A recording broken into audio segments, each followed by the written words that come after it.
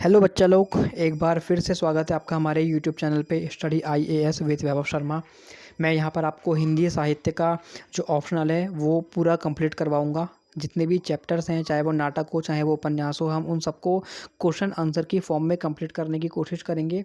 और 60 से 70% जो आपके क्वेश्चंस होंगे, जो आपका पेपर होगा, वो हमारे नोट्स से आ जाएगा। अगर आप इन नोट्स को अच्छे से पढ़ते हैं, अच्छे से रिविज़न करते हैं और प्रॉपर अगर आप नोट्स बनाते हैं, तो आपको और कहीं से कुछ भी पढ़ने की ज़रूरत नहीं है। जितने भी आपने फेमस टीचर्स का नाम सुना होंगे, मैंने खुद विकास सर से पढ़ा है, तो मुझे वो किस तरह से समझाते हैं, मैं बराबरी तो खैर उनकी नहीं कर पाऊँगा, लेकिन थोड़ा बहुत जितना आपको लगता है कि हाँ भाई आपको पेपर में लिखना है, तो मैं उतना आपको करवाऊँगा।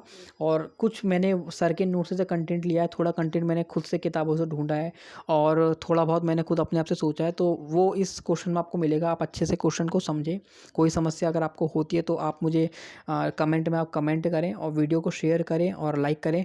डिस्क्रिप्शन में मैं आपको इस नाटक की जो समरी है उसका लिंक दे दूँगा, तो आप इस नाटक की समरी को एक बार सुन सकते हैं कि ओवरऑल इस नाटक में क्या-क्या है, कौन-कौन कैरेक्टर है, नाटक कहना हमसे क्या चाह रहा है, तो वो उस सब चीज़ों के बारे में हम डिस्कशन करेंगे। ठीक है? और हमारा भी नाटक का पोर्शन चल रहा है, जो हिंदी साहित्य का पेपर 2 है। पेपर 2 में पार्ट 1 और पार्ट 2 हैं। तो पार्ट 2 में आपको उपन्यास मिलेंगे, निबंध, निलय, कहानियाँ और नाटक, ये सब चीज़ें मिलेंगी। तो अभी हमारा वो वाला पोर्शन चल रहा है, नाटक वाला। तो शुरू करते हैं। आज का प्रश्न है हमारा कि क्या आषाढ़ का एक दिन नाटक को अस्तित्ववादी विचारधारा के संदर्भ में समझा जा सकता है? यदि हाँ, तो कैसे? तो सबसे पहले आपको समझना पड़ेगा कि अस्तित्ववादी विचारधारा होती क्या है, आपको वो समझना पड़ेगा। लेकिन अस्तित्ववादी विचारधारा को समझने से पहले हमें एक सिद्धांत और समझना पड़ेगा, जिसे बोलते हैं बुद्धिवाद।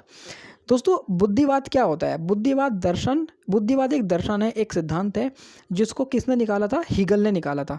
अस्तित्ववाद भी एक यूरोपीय दर्शन है, बुद्धिवाद भी एक यूरोपीय दर्शन है। अस्तित्ववाद जो यूरोपीय दर्शन है, उसे किसने निकाला था? उसे सोरेन किर्केगार्ड जो है, एक व्यक्ति का नाम है, उन्होंने निकाला था। तो पहले हम देखते हैं कि बुद्धिवाद दर्शन क्या होता है। बुद्धिवाद जो है ना, वो मनुष्य के वस्तुकरण की बात करता है। अब ये क्या नया सा शब्द आ गया, वस्तुकरण। वस्तुकरण का मतलब होता है ऑब्जेक्टिफिकेशन। बुद्धिवाद मनुष्य के वस्तुकरण को की बात करता है कि मनुष्य का जो है वस्तुकरण होना चाहिए, मनुष्य का ऑब्जेक्टिफिकेशन होना चाहिए। इसका मतलब क्या होता है? अगर टेबल पर एक गिलास रखा है, उस गिलास के साथ मुझे क्या करना है, ये मेरा निर्णय होगा, ये मैं चूज़ करूँगा। उस गिलास में मुझे दूध पीना है, पानी पीना है, कोल्ड ड्रिंक पीनी है, चाय पीनी है, कॉफ़ी पीनी है, उस गिलास से या उसको मुझे फेंकना है। उस गिलास से रिलेटेड जितने भी डिसीज़न होंगे, वो मैं लूँगा। क्यों? क्योंकि गिलास एक ऑब्जेक्ट है और उसके संबंध में वो जो मैं डिसीज़न ले रहा हूँ ना, इस पूरी प्रोसेस को हम कहते हैं ऑब्जेक्टिफिकेशन या फिर वस्तुकरण। जबकि जो अस्तित्ववाद का दर्शन है, जिसे सोरेन किर्केगार्ड जो है उन्होंने निकाला था, उनका दर्शन हीगल के बुद्धिवाद का जो दर्शन है ना, उसका ठीक विपरीत है। अगर बुद्धिवाद वस्तुकरण की बात करता है, तो अस्तित्ववाद वस्तुकरण का विरोध करता है। अस्तित्ववाद जो है वो व्यक्ति की आत्मनिष्ठता पर बल देता है। आत्मनिष्ठता का मतलब, वस्तुनिष्ठता मतलब किसी को ऑब्जेक्ट बना देना। आत्मनिष्ठता मतलब मेरे से रिलेटेड डिसीजन मैं खुद लूँगा, किसी दूसरे को कोई अधिकार नहीं है कि वो मेरे डिसीजन ले। क्यों? क्योंकि मैं एक ह्यूमन बींग हूँ, मैं एक लिविंग स्पीसीज़ हूँ, मैं कोई नॉन लिविंग स्पीसीज़ नहीं हूँ, मैं इंसान हूँ और मैं मेरे डिसीजन खुद से ले सकता हूँ। आप मेरे से रिलेटेड डिसीजन नहीं लेंगे।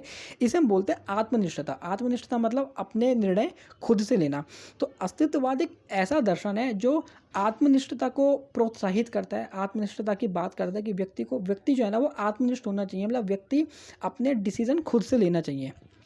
कोई भी जो दर्शन होता है ना, वो बहुत मुश्किल होता है समझने में और पढ़ने में, तो वो आम लोगों तक ना पहुंच नहीं पाता। आम लोगों तक क्या पहुंचता है? फिजिक्स, केमिस्ट्री, मैथ आम लोगों तक नहीं पहुंचते हैं। आम लोगों तक पहुंचती है कहानियाँ, आम लोगों तक पहुंचते हैं नाटक, आम लोगों तक पहुंचते हैं साहित्य, जिसे हम बोलते हैं। साहित्य के अंदर नाटक, कहानियाँ, चुटकुले, ये सब चीज़ें आ जाती हैं। तो दो व्यक्ति हैं, एक का नाम है सार्थ। दोस्तों, ये सार्थ में जो तो आएगा वो त्रो आएगा, क्योंकि मैं हिंदी टाइपिंग कर रहा था तो मेरे से हो नहीं पाया। तो अगर थोड़ी बहुत आपको कोई मिस्टेक मिलती है तो प्लीज़ आप मुझे माफ़ करें और थोड़ा सा कॉम्प्रोमाइज़ करें, ठीक है? तो ये जो दर्शन था अस्तित्ववाद, इसको निकाला किसने था? सोरेन किर्केगार्ड ने। लेकिन इस दर्शन को फैलाया किसने? इस दर्शन को फैलाया सार्थ और अल्वेयर कामू ने। अब मैंने आपको बताया किसी भी दर्शन को लोगों तक पहुंचाना बहुत मुश्किल होता है, तो इन लोगों ने क्या करा? इन लोगों ने ना लिटरेचर के माध्यम से, इन लोगों ने साहित्य के माध्यम से इस दर्शन को लोगों तक पहुंचाया। तो जो अस्तित्ववाद होता है उसके बारे में हमने पढ़ लिया कि अस्तित्ववाद जो है वो यूरोपीय दर्शन है, जिसे सोरेन किरकेगार्ड ने हीगल का जो बुद्धिवाद है उसके विरुद्ध शुरू किया था। ये दर्शन मनुष्य के वस्तुकरण जो है वस्तुकरण का विरोध करता है। दोस्तों ये पका हो गया था, इसको आप प्लीज़ काट लें, ठीक है। तो ये खाली का है, सॉरी फॉर इंटरप्शन, ठीक है। तो उसका विरोध करता है और आत्मनिष्ठता पर बल देता है। आत्मनिष्ठता मतलब अपने डिसीजन खुद से लेना। सार्थ और अल्वेयर कामू जो दो व्यक्ति, इन्होंने इस दर्शन को साहित्य के माध्यम से प्रस्तुत किया। तो हमने थोड़ी सी अस्तित्ववाद जो है हमने उसको समझा दिया। अब हम नेक्स्ट आते हैं। अस्तित्ववाद जो है ना, अस्तित्ववाद में विसंगति बोध की चर्चा की जाती है। अब ये विसंगति बोध क्या शब्द आ गया? विसंगति बोध का मतलब होता है कि जैसा जीवन हम जीना चाहते हैं और जैसा जीवन हम जी रहे हैं ना, उसमें बड़ा डिफरेंस होता है। हर व्यक्ति चाहता है कि मेरे पास ये हो, मेरे पास वो हो। हम अपनी ज़िंदगी में कोई डिसीज़न लेते हैं कि अगर हम ये डिसीज़न लेंगे तो ऐसा होगा, लेकिन होता क्या है, कभी कभी सिचुएशंस उल्टी हो जाती हैं और जो हमारे डिसीज़न है ना वो हमारे ऊपर ही उल्टे पड़ जाते हैं। तो एक तरह से क्या होता है, व्यक्ति ना जीवन को ढोता है। जो एक मज़दूर होता है, जो मनरेगा में काम करने वाला मज़दूर, या फिर आज हम और आप आईएएस की तैयारी कर रहे हैं, हम सब सोच रहे हैं हमारा सिलेक्शन होगा। अब किसी व्यक्ति को आईएएस से बहुत ज़्यादा प्यार है और ईश्वर ना करे ऐसा हो, अगर उस व्यक्ति का सिलेक्शन नहीं हुआ तो क्या होगा, और उसके सारे अटैम्प्ट खत्म हो गए, 30 साल तक उसके सारे अटैम्प्ट खत्म हो गए। तो आगे का जो जीवन होगा ना, वो व्यक्ति अपने आगे के जीवन को ना ढोएगा। तो ये जो जीवन ढोने की जो चीज़ है ना, इसको विसंगति बोध कहा जाता है। तो अस्तित्ववाद जो है ना, उसमें विसंगति बोध की चर्चा की जाती है। इसी तरह का जो विसंगति बोध है ना, वो हमें इस नाटक में बहुत सारे जितने भी कैरेक्टर है ना, उनमें दिखाई पड़ता है। हम चर्चा करेंगे किस प्रकार से दिखाई देता है, ठीक है। तो अगला नेक्स्ट लाइन है कि अर्थात जैसा वह है, मतलब कि जैसा हमारा जीवन है और जैसा उसे होना चाहिए, इसमें बड़ा डिफरेंस, इसमें अंतर हो जाता है। नाटक में जो कालिदास है ना, उसका संपूर्ण जीवन विसंगति बोध से भरा होता है। लेकिन ऐसा होता क्यों है? अस्तित्ववाद आत्मनिष्ठता पर बल देता है। आत्मनिष्ठता का मतलब होता है अपने डिसीजन खुद से लेना। और अस्तित्ववाद विसंगति बोध की बात भी करता है। विसंगति बोध क्या होता है कि जो हमारा जीवन जैसा है ना, वो वैसा नहीं चलता है, जैसा हम चाहते थे हमारा जीवन वैसा नहीं चल रहा है। ऐसा क्यों हुआ होगा?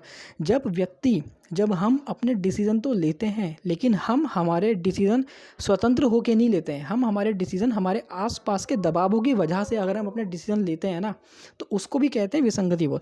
नाटक में जो कालिदास है ना, उसका संपूर्ण जीवन जो है ना, वो विसंगति बोध से युक्त है, उससे जुड़ा हुआ है। साथ ही मल्लिका और जो वीरों में उनका भी। ऐसा मैं क्यों कह रहा हूँ, तो उससे पीछे के हम रीज़न समझते हैं। कालिदास जो है वो एक कवि होता है, कविताएं लिखता है। मल्लिका है, एक लड़की है जो कालिदास से प्रेम करती है। कालिदास भी मल्लिका से प्रेम करता है। नाटक में कैरेक्टर और है विलोम। विलोम जो है वो भी मल्लिका से प्रेम करता है। कालिदास भी मल्लिका से प्रेम करता है।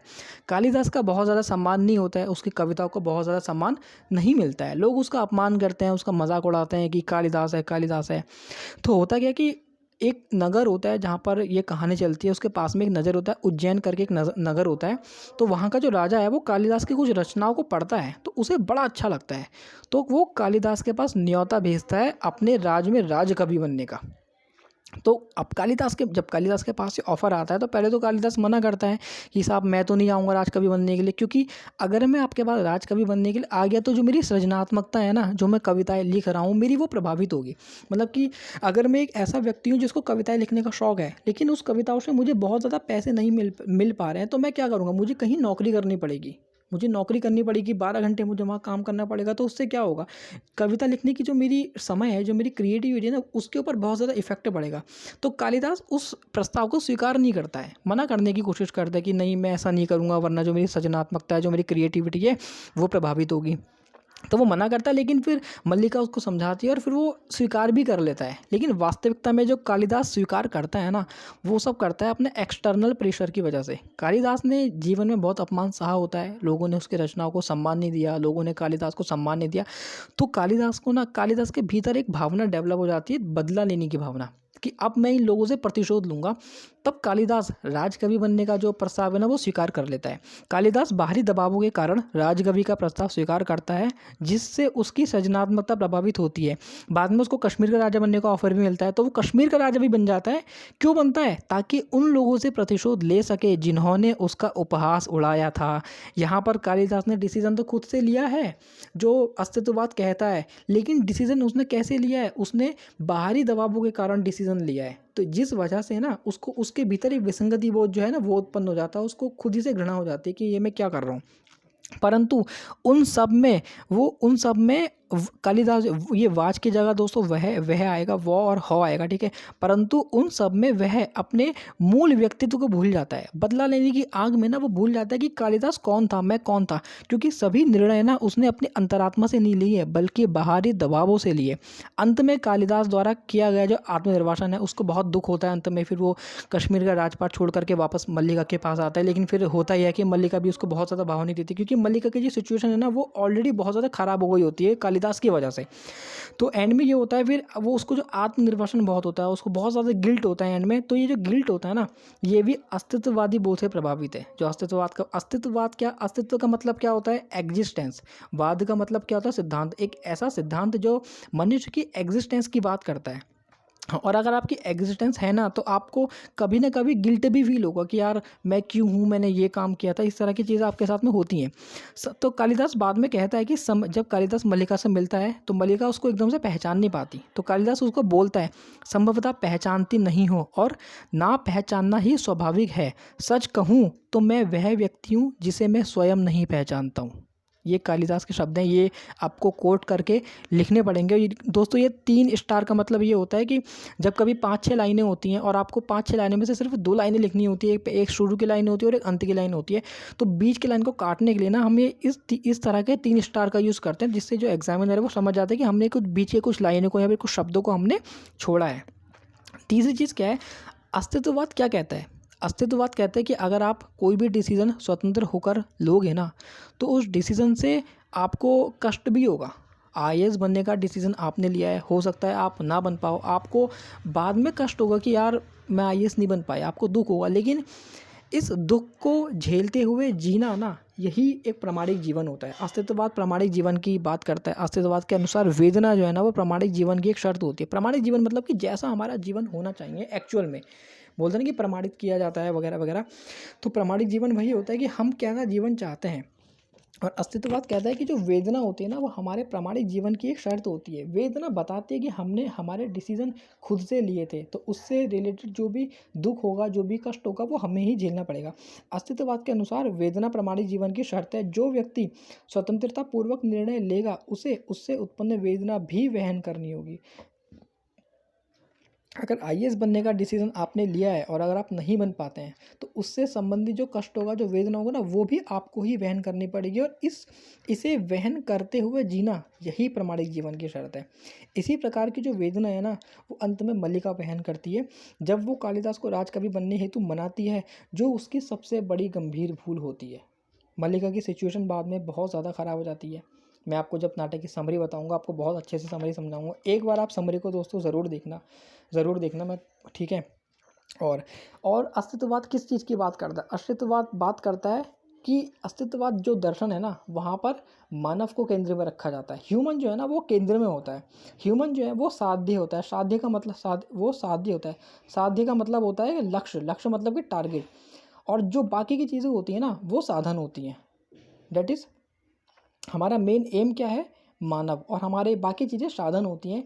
कि जैसे आज के समय में क्या होता है, हमने अपने आप को केंद्र में रख रखा है। हम अपनी खुशी के लिए हमने जानवरों को जू में बंद कर दिया ताकि हम उन्हें देख सके। अपनी खुशी के लिए हमने बड़ी बड़ी इंडस्ट्री डेवलप कर दी, हमने जंगल उजाड़ दिए, हमने सड़कें बना दी, बड़ी बड़ी बिल्डिंगें बना दी। तो आसपास की सारी चीज़ें क्या है हमारे लिए, सिर्फ एक साधन है। किस चीज़ का साधन, ताकि हम खुश रह सके, हम तरक्की रह सके।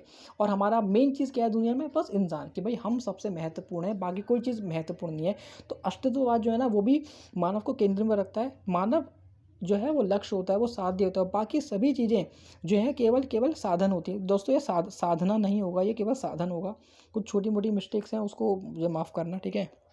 तो अब मैं कैसे प्रूफ करूं कि अस्तित्ववाद दर्शन जो है वो मानव को केंद्र में रखता है, और जो आषाढ़ का एक दिन नाटक है ना उसके ऊपर अस्तित्ववाद का प्रभाव है, मुझे कैसे प्रूफ करूंगा।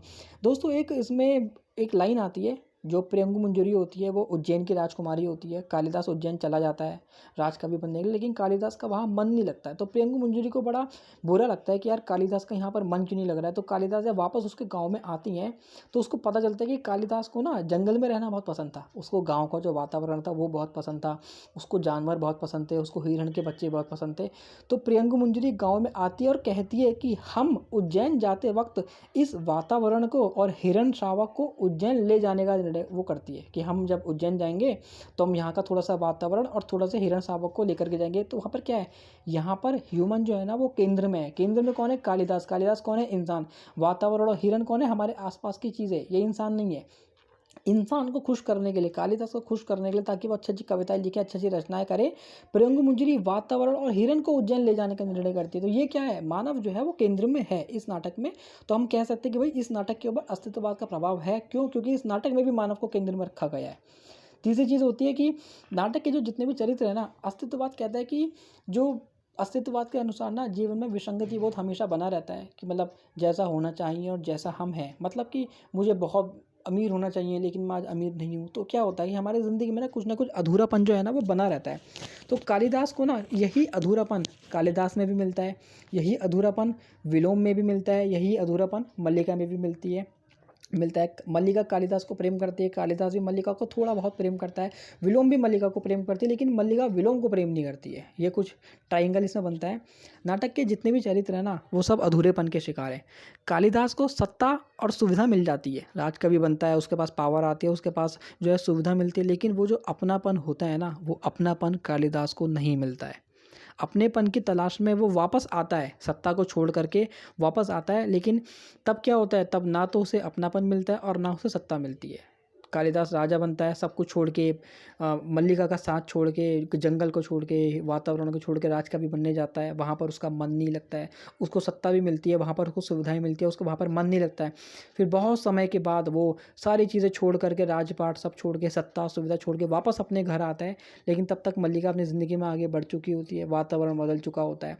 तो कालिदास के हाथ से सत्ता भी गई और जो लोग उसके अपने थे वो भी गए। सुना होगा कि कई लोग दौलत कमाने के चक्कर में अपनों को खो देते हैं, तो वो यही वाला सीन है। मल्लिका की बात करें, मल्लिका जो है वो कालिदास से प्रेम करती थी और विलोम से नफरत करती थी। लेकिन परिस्थितियाँ ऐसी बनती है ना कि मल्लिका का जो शरीर है ना उसके ऊपर विलोम का, और जो मल्लिका का मन है उसके ऊपर कालिदास का नियंत्रण होता है। कालिदास की तरह विलोम भी कविताएं लिखता है, लेकिन उसकी कविताओं को वो सम्मान नहीं मिलता जो कालिदास की कविताओं को मिलता है। तो सबकी ज़िंदगी में अधूरापन है। कालिदास को अपनापन नहीं मिलता, विलोम को ना तो सम्मान मिलता है, ना उसे अपनापन मिलता है, ना उसे मल्लिका मिलती है। हालांकि मजबूरी कुछ ऐसी होती है कि जो मल्लिका होती है उसको अंत में वेश्या बनना पड़ता है, और मल्लिका का एक बच्चा भी होता है। और जैसा कि नाटक में दिखाया गया है, जो बच्चा होता है वो विलोम से उसको एक बच्चा हुआ होता है। जब कालिदास राजपाट सब कुछ छोड़ करके वापस आता है तो वो मल्लिका से कहता है कि तुम मेरे साथ चलो या फिर मैं तुम्हारे साथ चलूँगा, लेकिन तभी अचानक से रोने की आवाज़ आती है, तो वो समझ जाता है। और मल्लिका भी उससे मना कर देती है कि नहीं कालिदास, अब मैं तुम्हारे साथ नहीं आऊँगी। पहले तो वो जाने को तैयार होती थी पहले के टाइम पे, लेकिन बाद में वो उससे मना कर देती है। तो मल्लिका की ज़िंदगी में भी अधूरापन है, क्योंकि वो कालिदास से प्रेम करती थी, कालिदास उसे मिला नहीं, लेकिन वो विलोम से नफरत करती थी और विलोम से उसको एक बच्चा भी है। तो क्या है, कालिदास का जो मल्लिका का जो मन है ना उसके ऊपर आज भी कालिदास का नियंत्रण है, लेकिन उसका जो शरीर है ना वो विलोम को हो चुका है। विलोम जो कविताएं लिखता है, कालिदास की तरह प्रसिद्ध होना चाहता है, उसको ना तो सम्मान मिलता है, ना ही उसकी कविताओं को सम्मान मिलता है। तो हम कह सकते हैं कि जो आषाढ़ का एक दिन नाटक है ना उसके ऊपर अस्तित्ववाद का प्रभाव है। अस्तित्ववाद का कौन कौन सा प्रभाव है, तो अस्तित्ववाद में जो अधूरापन होता है वो आपको इस नाटक में देखने को लिए मिलता है। अस्तित्ववाद में मानव को केंद्र में रखा जाता है, वो चीज़ भी हमें इस नाटक में देखने के लिए मिलती है। अस्तित्ववाद जो है वो प्रामाणिक जीवन की बात करता है कि प्रामाणिक जीवन अगर आपको जीना है ना तो आपको वेदना सहन करनी पड़ेगी, वो चीज़ भी हमें इसमें जो है नाटक में दिखाई पड़ती है। इसके अलावा क्या होता है, हाँ यही सब चीज़ें थी। और अब हम अपने निष्कर्ष पे पहुँचते हैं कि स्पष्ट है कि आषाढ़ का एक दिन नाटक मध्य वर्ग की नियति को यथार्थता से प्रस्तुत करता है, साथ ही जीवन की प्रामाणिकता की खोज, आत्मनिर्वासन, चयन की स्वतंत्रता, विसंगति बोध, अधूरापन, ये सभी तत्व जो है ना आपको नाटक के कथानक में गुथे हुए नजर आते हैं। कथानक मतलब जो ओवरऑल पूरा जो योजना चल रही है, जो पूरा नाटक चल रहा है, उसको हम कथानक बोलते हैं। किस किस तरह से चीज़ें चल रही हैं, ये सभी चीज़ें ना आपको इस नाटक में दिखाई। चयन की स्वतंत्रता दिखाई दी, कालिदास के पास स्वतंत्रता है कि वो उसे किस चीज़ का चयन करना है, उसे मल्लिका के साथ रहना है या उसे राजकवि बनना है, वो उसमें दिखाई देता है। आत्मनिर्वासन इसमें दिखाई देता है, कालिदास को बाद में बहुत ज़्यादा गिल्ट होता है, ठीक है। विसंगति बोध भी इसमें दिखाई पड़ता है। इसके साथ ही जो अधूरापन होता है वो भी इस नाटक में दिखाई देता है, चाहे वो कालिदास हो, चाहे वो विलोम हो, चाहे वो मल्लिका हो। और ये क्वेश्चन हमारा जो है यहीं पर समाप्त होता है। अगर आपको एक्सप्लेनेशन अच्छी लगी हो तो आप वीडियो को लाइक करें, और आप इसके जितना हो सके उतने अच्छे से नोट्स बना के रखें। मैं डेली आपको 2 से 4 वीडियोस लाने की कोशिश करूँगा। एंड चैनल को सब्सक्राइब करें दोस्तों। मैं आपके लिए पूरा हिंदी लिटरेचर का जो वैकल्पिक विषय का जो कोर्स है वो मैं पूरा आपको यहाँ पर करवाऊँगा। एंड बस थैंक यू सो मच। और कुछ नहीं समझ में आया तो आप मुझे कमेंट करें, मैं आपको और बेहतर तरीके से समझाने की कोशिश करूँगा। आषाढ़ के एक दिन नाटक की जो समरी है वो मैं आपको नीचे डिस्क्रिप्शन में इसका लिंक दे दूँगा। Thank you so much. आप देखते रहना, मैं रिकॉर्ड करूँगा जल्दी ही उसको। Thank you so much.